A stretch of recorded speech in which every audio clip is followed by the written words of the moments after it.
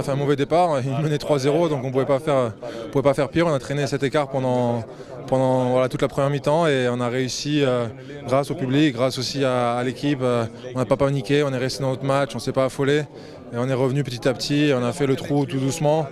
Et on savait que ça allait être difficile aujourd'hui et les Islandais ont fait un très bon match. Chaque victoire, de toute façon, c'est une grosse satisfaction, peu importe l'adversaire. Évidemment qu'on redoutait cette équipe d'Islande. Une interview en anglais juste avant.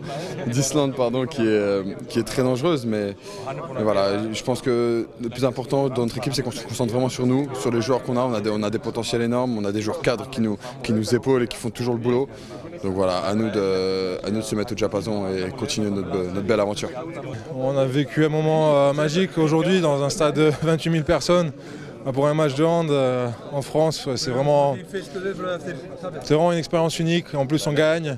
Ça a été un match difficile à accrocher. Et avec la victoire au bout, la communion avec le public, tout le soutien qu'ils nous ont apporté, c'était vraiment unique. C'était juste énorme. L'ambiance 28 000 et 10 spectateurs qui nous ont supportés jusqu'à la fin. C'était un plaisir incommensurable. Maintenant, il ne faut pas qu'on s'attarde trop là-dessus. C'est vrai qu'encore une fois, on a quitté Nantes avec de très bons souvenirs, une très grosse ambiance.